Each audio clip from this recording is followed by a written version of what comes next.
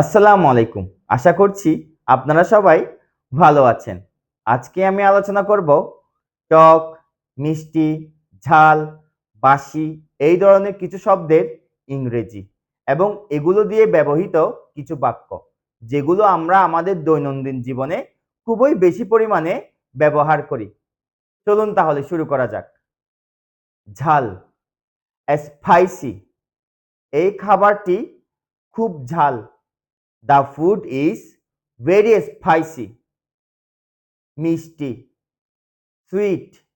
এই খাবারটি খুব মিষ্টি। The food is very sweet. তেতো, বিটার। এই খাবারটি খুবই তেতো। The food is very bitter. টক, সাওয়ার। এই খাবারটি খুব টক হয়েছে। The food has become very sour. এই খাবারটি বাসি। The food is stale. স্টেল মানে হচ্ছে কি বাসি। এই খাবারটি খুবই সুস্বাদু। The food is very delicious. আপনাদের জন্য দুটো প্রশ্ন।